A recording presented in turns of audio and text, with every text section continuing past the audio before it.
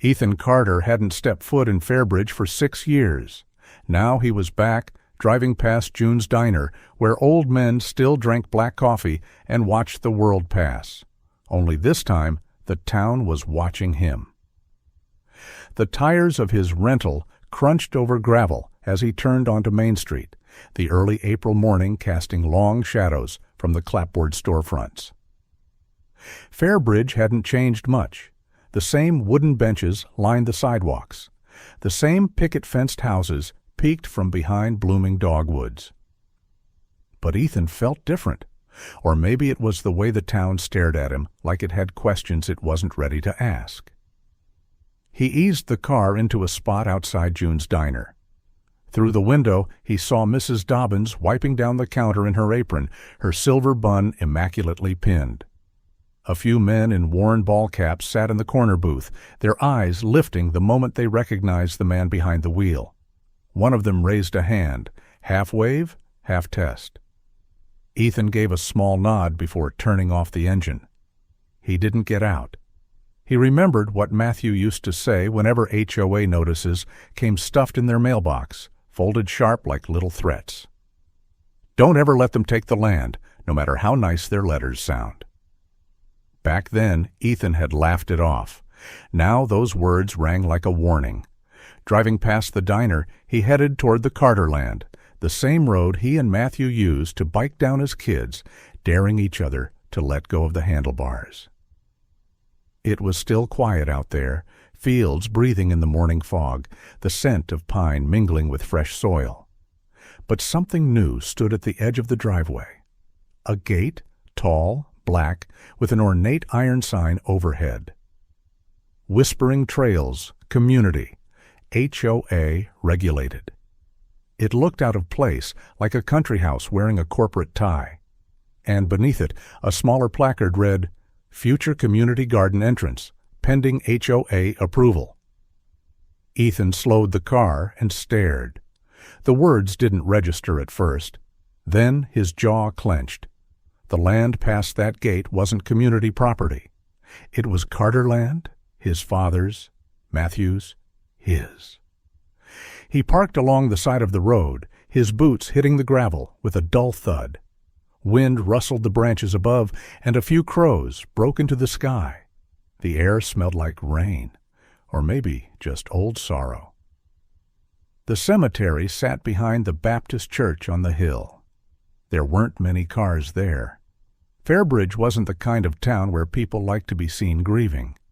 They showed up, nodded politely, then slipped away before the wait settled in.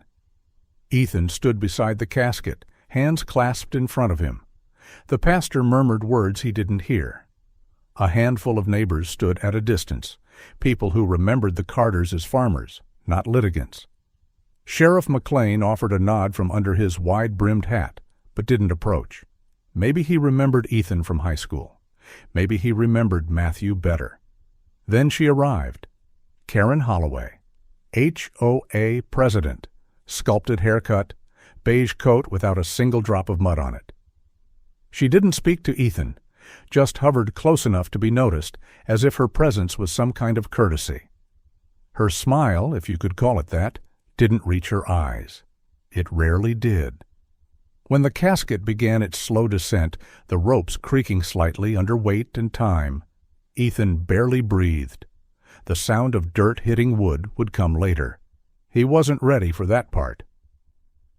Karen stepped a little closer, standing at the edge of the small crowd like an actress waiting for her cue.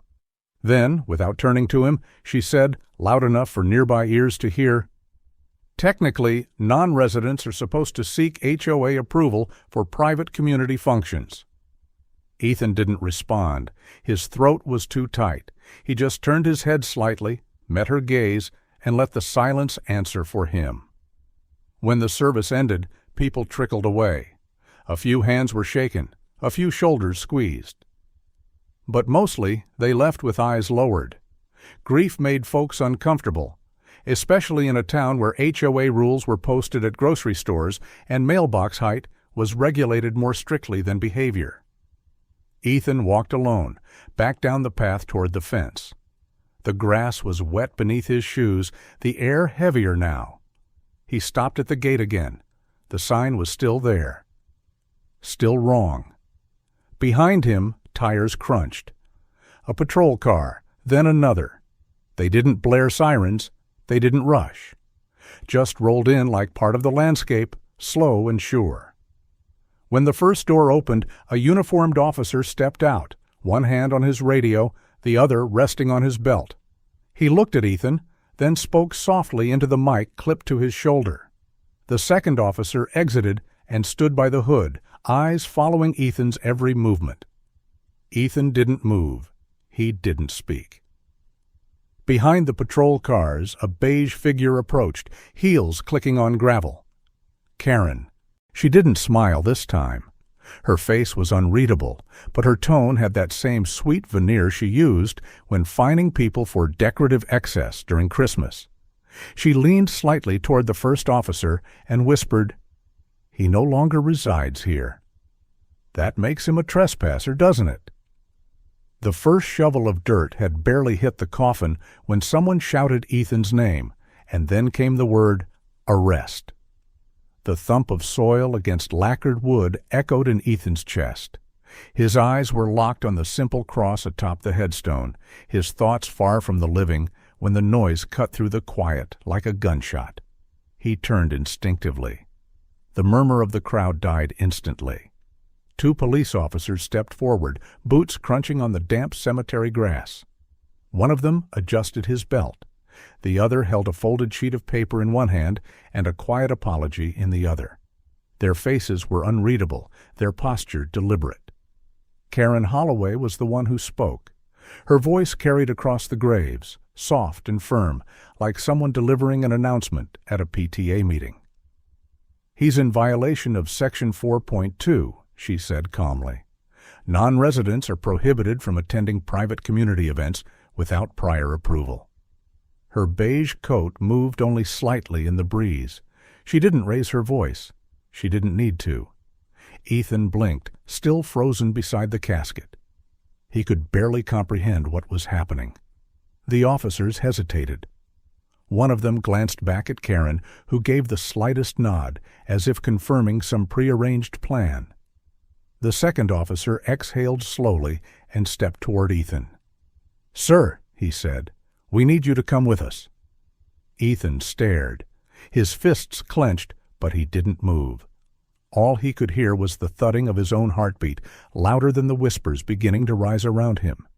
Someone in the back gasped. Another muttered, "This can't be happening." Karen tilted her head with performative concern. "He's trespassing," she repeated, gently now, like she was explaining something obvious. "He no longer resides in the HOA's jurisdiction." One of the mourners, an older man with thick glasses, finally found the courage to speak. "Is this legal?" he asked, his voice trembling. Neither officer answered. They each took a step forward. Ethan's arms were stiff at his sides.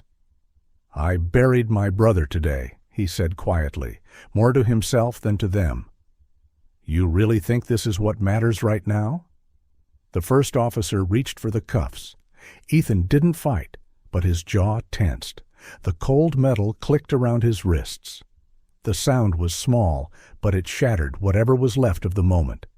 People turned away. Some raised their phones, others lowered their heads. Mrs. Dobbins from the diner covered her mouth with one hand. Ethan looked straight ahead, refusing to give Karen the satisfaction of eye contact, but she didn't need it. She turned slowly, smoothing her coat as if brushing away imaginary dust, and walked back to her car without another word. The cruiser door closed behind Ethan with a hard finality. The interior smelled like rubber and old coffee. He stared out the window as the cemetery shrank behind him. The rain that had threatened all morning finally arrived, tapping softly against the glass. At the Fairbridge police station, the fluorescent lights were too bright and too white. The waiting room was empty. The front desk officer, a young man with thinning hair, barely looked up as he slid a clipboard across the counter. "Sign here," he said flatly. Ethan's hands were still cuffed. The officer blinked, sighed, and stood up to uncuff him, only to replace them moments later. The entire process was mechanical, devoid of empathy. Ethan wanted to ask why no one was questioning this, why no one seemed surprised. But his throat burned. He swallowed hard and stared at the floor. He was ushered down a short hallway into a holding room. A camera in the corner whirred slightly. A fingerprint scanner sat on a metal table next to a half-empty cup of soda. The officer seated behind the desk didn't speak right away. He typed something, frowned, then typed again. Ethan broke the silence. "Do you know why I was arrested?" he asked, voice hoarse. The officer shrugged without looking up. "Violation of HOA guidelines, trespassing on private property during a restricted event." Ethan laughed once, sharp and bitter. It was a funeral. The officer didn't respond. He kept typing. Ethan looked around the room. There were no windows. The ceiling tiles were yellowing. The air smelled like bleach and defeat. He tried to steady his breathing. "I buried my brother today," he said again, softer now. "And this is what I get." Still nothing.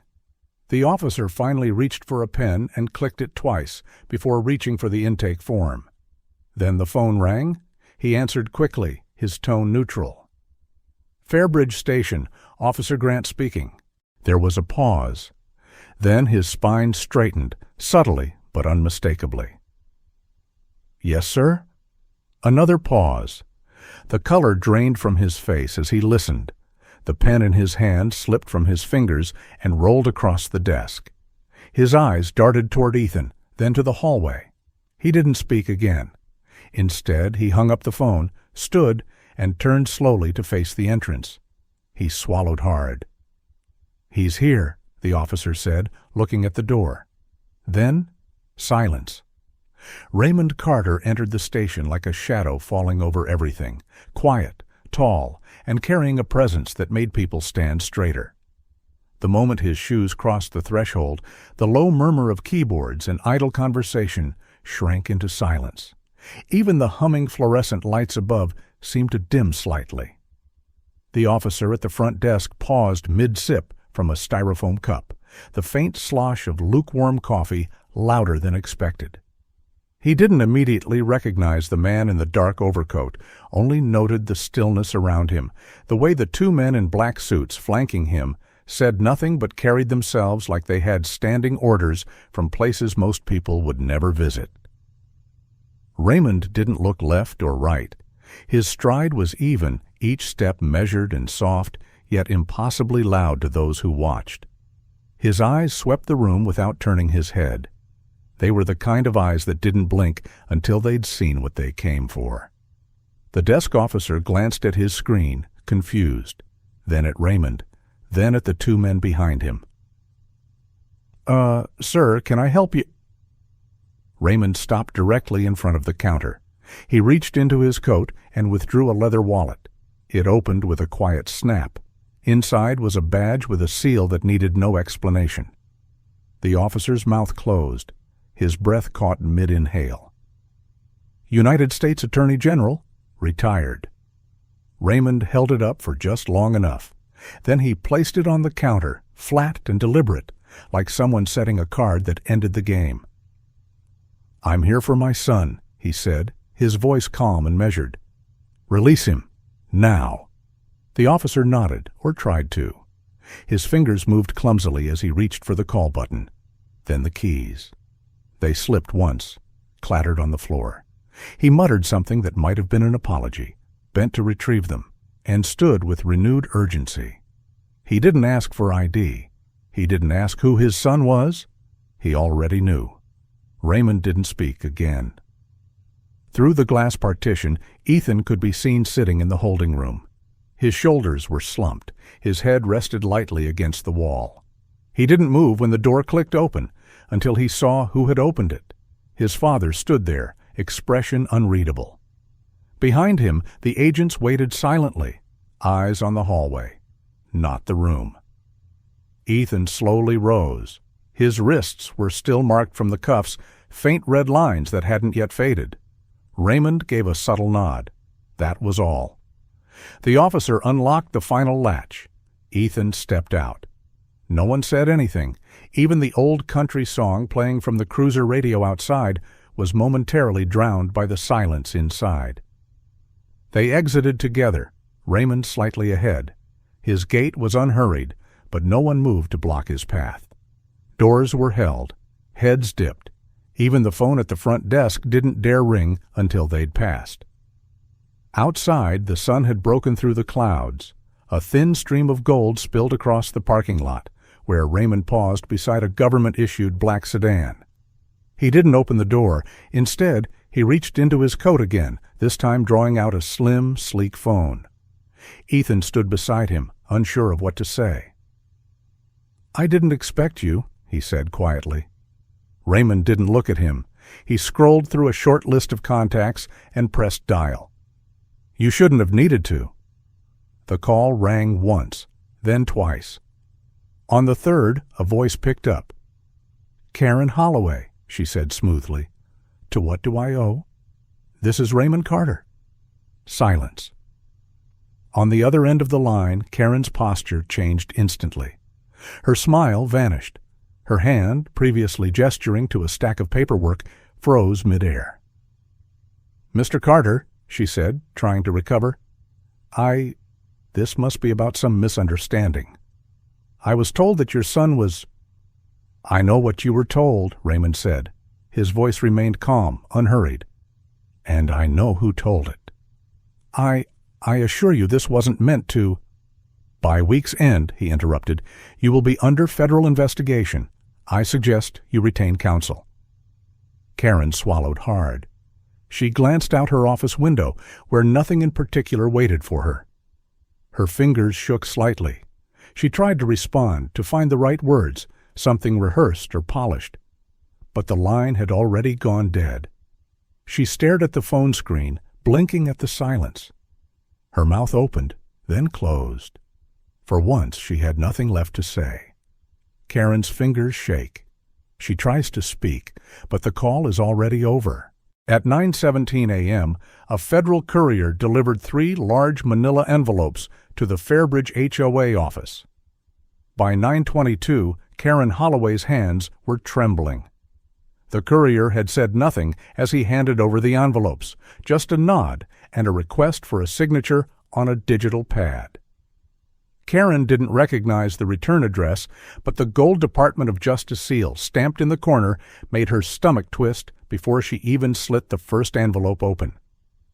Inside were 3 subpoenas, one for HOA meeting records, one for financial disclosures, one for all internal emails related to property rezoning and enforcement actions over the past 10 years. Her thumb trembled as she skimmed the contents, her polished nails clicking against the folder edges. She flipped quickly to the last page of the packet and saw the name at the bottom. Raymond Carter, Special Counsel, Civil Rights Division, Retty. She stood still in the center of her office, unable to will her legs to move. The smell of her vanilla-scented office candle had gone from soothing to cloying in seconds. Down the hall, the low murmur of the HOA board began to stir. Their weekly meeting was set to start in 10 minutes. But something about the way Karen stood motionless in the center of her office, envelopes dangling from one hand, made the others hesitant to speak. One board member finally broke the silence. "Everything all right, Karen?" She blinked once, then forced a thin smile. "Fine, just some housekeeping." But the lie didn't hold. By noon, the subpoenas had circulated the board. Eyes narrowed. Questions were whispered in corners, away from the plaque-lined walls bearing titles like Excellence in Community Development and Cleanest Streets Initiative, 2018. At June's Diner, the real conversations were beginning. "You hear about the feds?" asked Mr. Klein, folding his napkin slowly. "HOA's being audited, I heard. Full sweep." Mrs. Dobbins leaned in. Always thought it was fishy how they gated that trail down by Carter land. Matthew was sick, couldn't speak for himself. Now it's called a community project, someone else muttered. Funny how community never included the actual owners.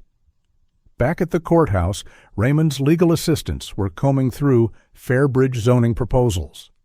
One particularly thin folder, buried behind unrelated complaints, revealed a timeline. 3 months after Matthew Carter had been diagnosed, HOA documents had pushed for a Community Trail Expansion Initiative. The route outlined in the document cut directly through the Carter family's eastern field. It was marked in green highlighter with a note, "Ideal site for nature development.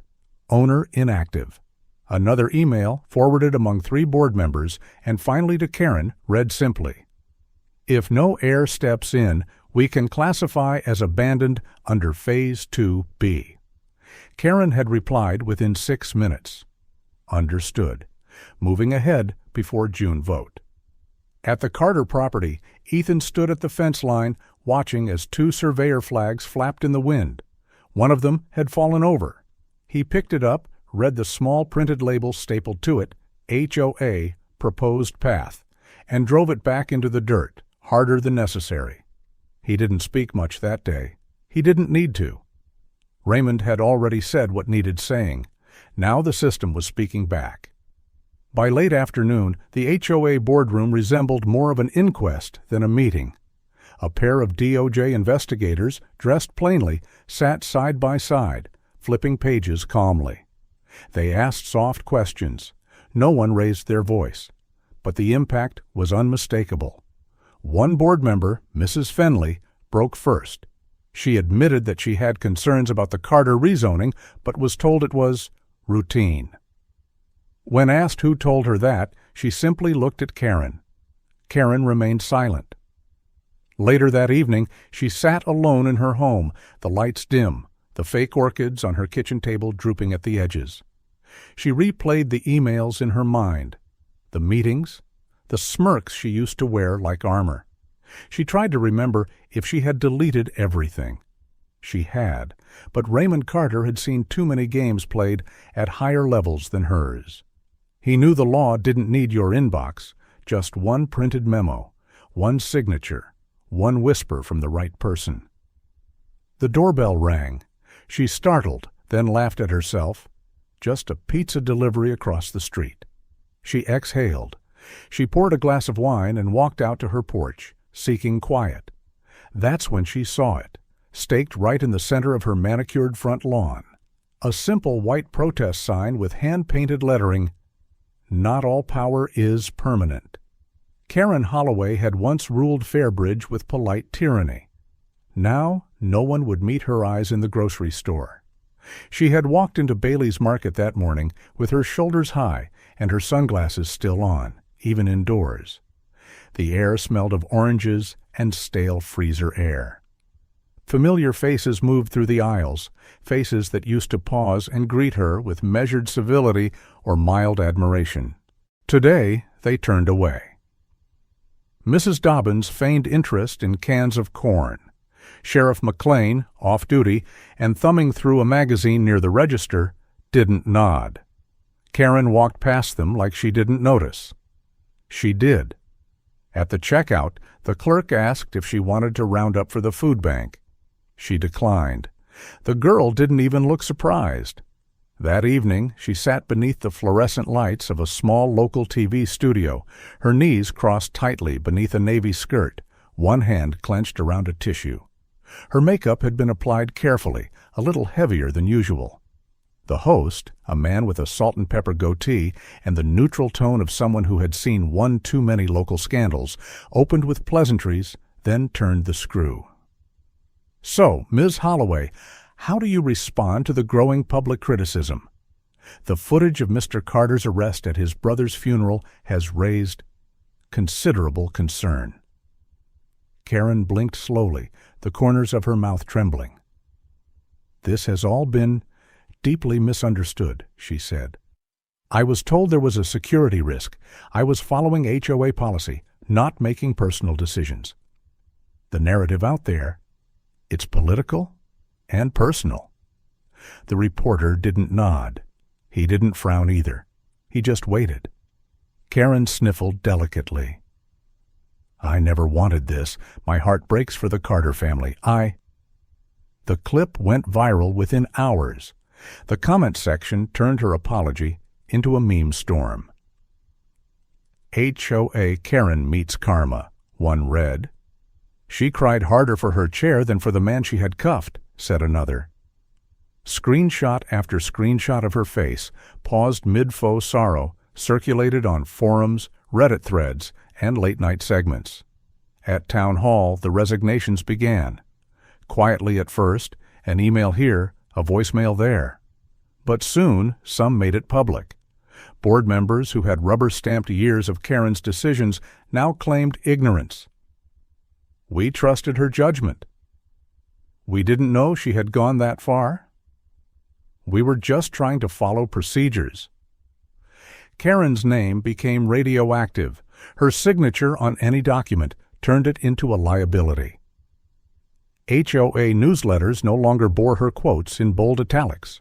Her picture was removed from the HOA website without a word. Meanwhile, Ethan Carter stood at the edge of his family's land.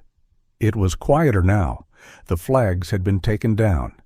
The gate sign, "Future Community Garden Entrance," was gone. He stepped off the gravel and into the tall spring grass, the blades brushing his boots. Near the trailhead, he found the old gatepost Matthew had carved their name into back in high school. Just their last name, in neat block letters, cut deep with a hunting knife. Carter. The wood had grayed, but the letters remained. He stood there a long time. The air smelled like cedar and honeysuckle. Somewhere behind him, a bird called out. He placed his palm against the wood. In the courthouse that same day, the room was full, but still. Reporters filled the benches, laptops open, recorders blinking quietly. Karen sat stiffly beside her attorney, who whispered something she didn't seem to hear. She looked out at the spectators and saw no familiar faces, no allies, no one willing to pretend anymore. The judge's voice was steady. "This court finds that the Homeowners Association of Fairbridge, under the leadership of Ms. Karen Holloway, engaged in willful misconduct. Actions taken, including the unauthorized rezoning proposal and targeted enforcement, amounted to discrimination and abuse of authority." Karen stared straight ahead. Damages will be awarded to the Carter family, as well as additional penalties to be determined by a federal review. There was no gasp, no murmur, just the sound of reporters typing faster. Raymond Carter sat a few rows back. He didn't speak. He didn't need to. Outside the courtroom, Karen left through the side entrance, avoiding the cameras. No one tried to interview her. No one asked for comment. Even scandal has an expiration date, and hers was already curdling. That night, she stood alone in her kitchen. It was too quiet. The lights over the island flickered. The candle she'd lit out of habit, something lavender, cast a soft glow over the countertop. The envelope on the counter was from the bank. The wording was clinical, final. Foreclosure proceedings initiated.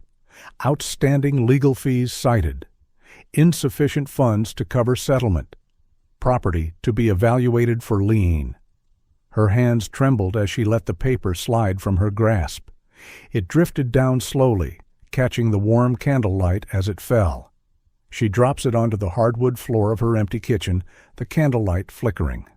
The sign was simple, handmade, and bolted into the same wooden post Matthew had once carved their name into. Carter Legacy Acres, established. 1947. It was early evening on the courthouse steps. The wind had softened, and the light was turning gold, brushing against the stone columns and casting long shadows across the square. A few members of the press had gathered, not as a mob, but as witnesses.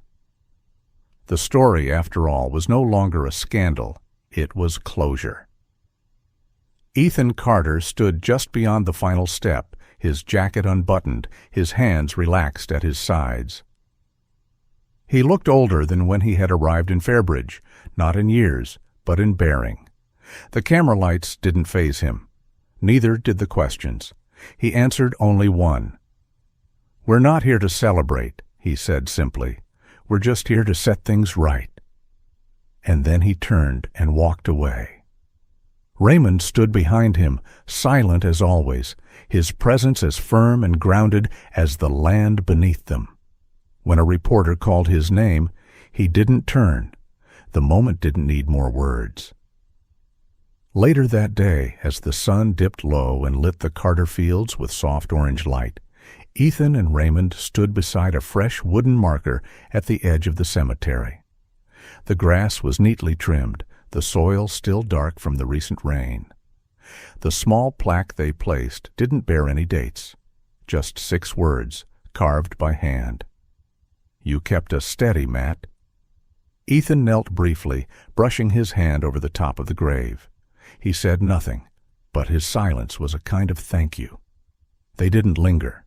The trail behind the Carter land stretched long and narrow, weaving through dogwoods and tall grass that had grown wild in the past year. At its head stood the back gate, the one the HOA had once chained shut. Now the chain was gone. The hinges creaked softly as Raymond pushed it open. Father and son stepped through side by side. The land beyond had been cleared of stakes and signage. The wind moved gently through the grass, carrying the scent of clover and cedar. Wildflowers dotted the edges of the trail, blues and yellows and whites swaying with the hush of evening. They walked without speaking, just listening. The gravel crunch underfoot, the rustle of birds overhead.